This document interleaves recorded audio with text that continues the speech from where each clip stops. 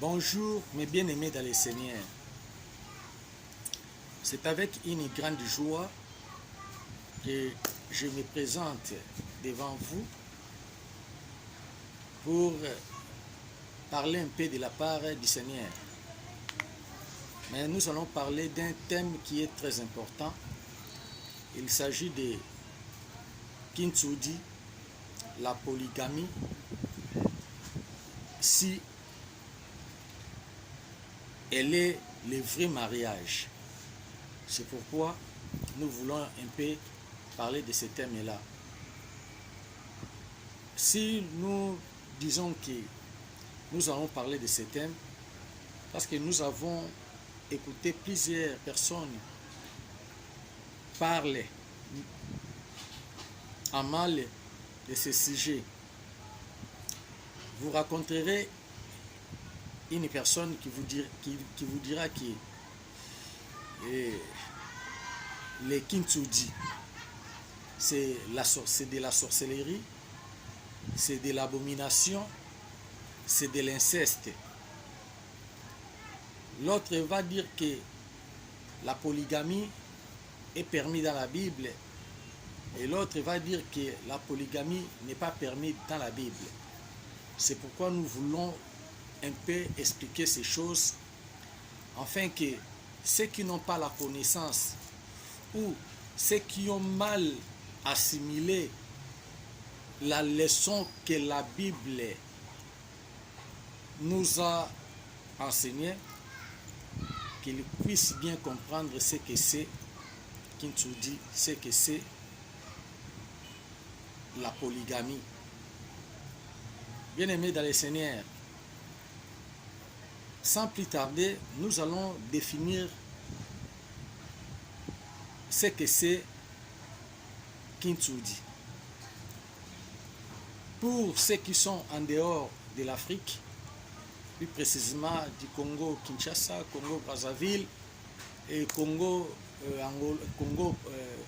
de l'Angola, et pourquoi pas au Gabon, parce que nous sommes tous des peuples Congo. Le mot Kintsugi, c'est un mot africain qui veut dire mariage entre cousin et sa cousine. C'est ce qu'on appelle le Kintsugi. Parce que beaucoup de gens ne savent pas ce que ça signifie Kintsugi. Beaucoup pensent que Kintsugi, c'est le mariage entre l'oncle et sa nièce, ou nièce avec son oncle. Mais Kintsugi, ce n'est pas ça. Kintsugi, c'est le mariage entre cousin et sa cousine. C'est ça la vraie définition du mot Kintsugi.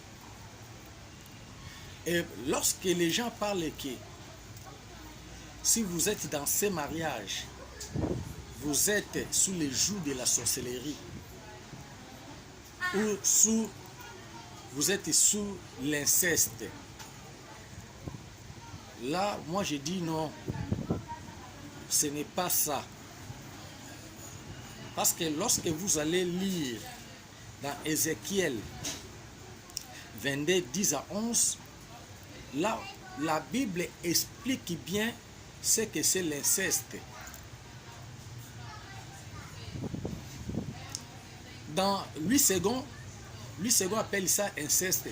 Mais lorsque vous allez, par exemple, dans le livre du Seigneur, on appelle ça abomination. Qu'est-ce que l'inceste? L'inceste, c'est une relation illégitime qui est prohibée par la loi civile et aussi prohibée dans la parole de Dieu. C'est l'inceste. Donc les lois civiles interdisent l'inceste et la parole de Dieu aussi interdit l'inceste. Mais je n'ai pas vu quelque part dans la parole de Dieu où on dit que marier à ta cousine, c'est un inceste. Mais je crois que dans la Bible, le mariage de kintsugi est permis. Est permis. Dans le Nouveau Testament n'explique pas ça, n'explique pas ça bien. Mais l'Ancien Testament a bien expliqué ce que c'est le kintsugi. Mais l'inceste, c'est un crime. Lorsque vous faites l'inceste, vous commettez un crime. L'inceste, par exemple, la relation sexuelle entre un père et son fils et sa fille, entre une mère et son fils, entre nièce et son oncle, entre un frère et sa sœur. Là, on parle de l'inceste. C'est interdit par la loi civile et c'est interdit aussi par la parole de Dieu. Mais le kintsugi, la parole de Dieu n'a pas interdit ça. Mais ce sont les gens qui tordent l'écriture, qui tordent l'évangile, qui manipulent l'évangile, qui falsifient l'évangile, qui sont en train de dire ce qu'il ne faut pas dire aux vies des gens. Bien-aimés dans le Seigneur, lorsque nous allons lire la Bible dans Romains chapitre 3, dans les versets 29 à 31, la Bible dit que Dieu est-il seulement le Dieu d'Israël? Ne l'est pas aussi des nations ou des païens? La Bible donne aussi la réponse à cette question. Elle dit oui, il est aussi des nations, car c'est par la foi qu'il justifie les circoncis et par la foi il justifie aussi les incirconcis. Après, la Bible continue en disant: annulons-nous donc la loi par la foi? Loin de là. Au contraire, nous confirmons la loi. C'est pourquoi, bien-aimés, moi, comme je suis partisan de la nouvelle alliance, je suis un prédicateur de l'évangile. La Bible dit que c'est que Dieu veut que tout le monde soit sauvé et parvienne à la connaissance de la vérité. C'est pourquoi je vais donner cette connaissance aussi à ceux qui n'en ont pas. Je vais confirmer la loi en lisant dans Nombre chapitre 36, les versets 6 à 13, pour voir si les mariages entre cousins et cousines sont interdites. Nous allons lire ça dans la Bible, dans l'Ancien Testament, dans Nombre chapitre 36, Nombre 36, Nombre 36, versets 6 à 13, il est écrit: voici ce que l'Éternel ordonne au sujet des filles de Tchélophad.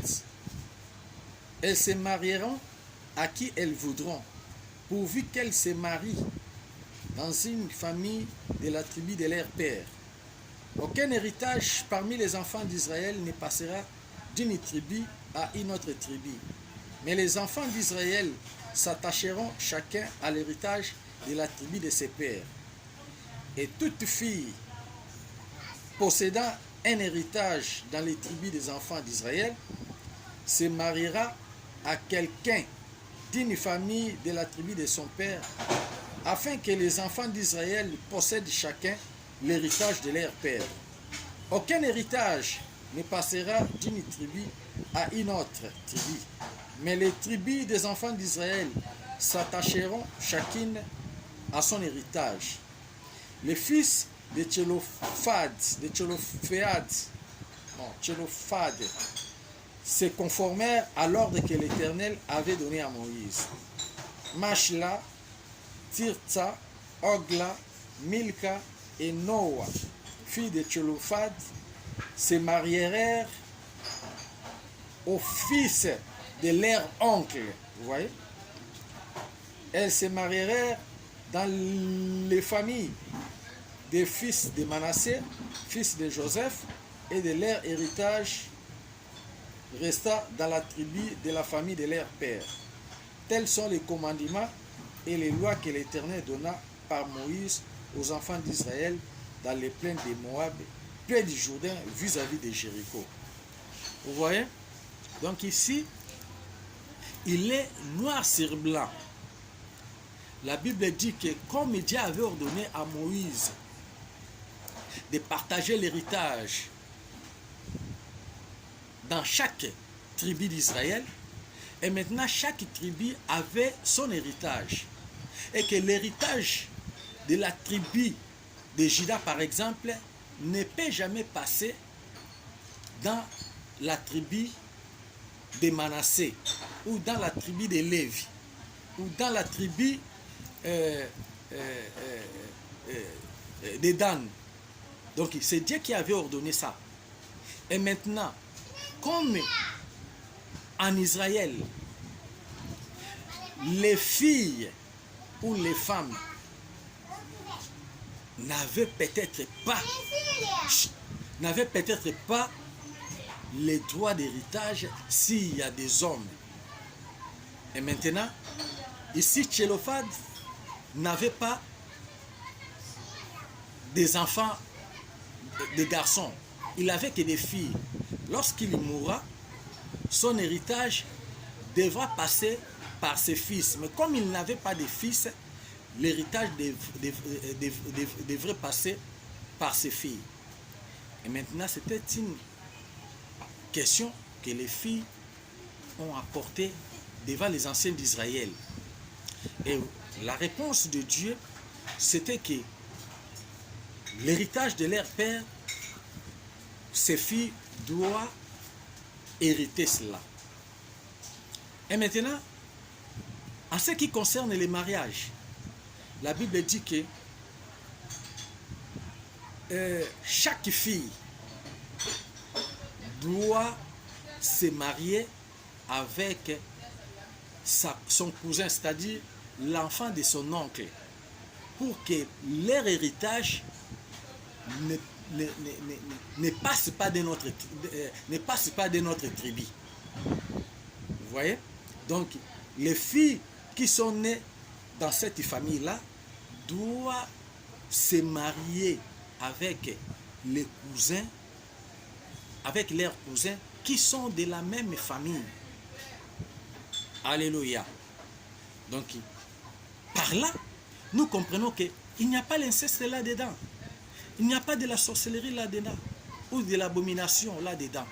Mais comment est-ce qu'aujourd'hui, cet enseignement fait le tour du monde, que se marier avec ton cousin, c'est une abomination? Loin de là, mes frères et sœurs. C'est pourquoi vous voyez même dans l'autre côté là-bas de la RDC, comme les Batéké se sont mariés avec les Bayaka. Vous voyez la confusion dans la province de Kinshasa, dans les villages de Batéké. C'est parce que leurs héritages sont passés chez les Bayaka. Vous voyez? Les héritages se sont passés chez les Bayaka. Mais si les Batéké se mariaient avec leur oncle, l'héritage ne pouvait pas passer chez les Bayaka. Vous voyez? Donc, raison pour laquelle je vous dis que ce n'est pas une abomination. Ce n'est pas une abomination, ce n'est pas de l'inceste, c'est un vrai mariage. En outre, il y a aussi les problèmes de mariage entre beau-frère et sa belle-sœur. Beaucoup de gens disent que c'est aussi de l'inceste ou de l'abomination. Or, la Bible n'a pas dit cela. Lorsque nous allons lire dans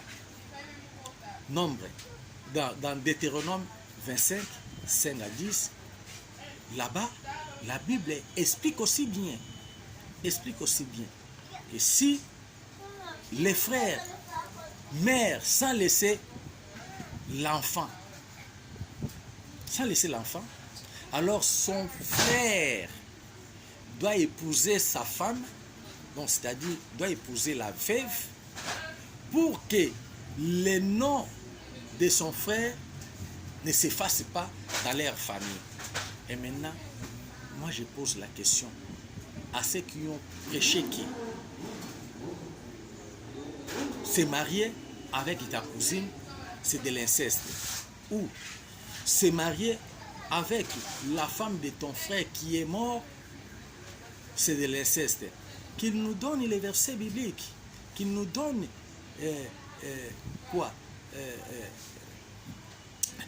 un passage biblique pour que nous fermons la bouche et que nous nous inclinons à la parole de Dieu. Voilà ce que je pouvais vous dire aujourd'hui, mes frères et sœurs. Là où vous êtes, méditez bien ces passages de la Bible. Vous allez comprendre avec moi que se marier avec ta cousine n'est pas une abomination. Vous n'êtes pas aussi dans les joues de la sorcellerie. Vous n'êtes pas aussi dans les cesses. Mais plutôt, c'est un bon mariage. Que Dieu vous bénisse là où vous êtes. Au nom de Jésus-Christ. Amen.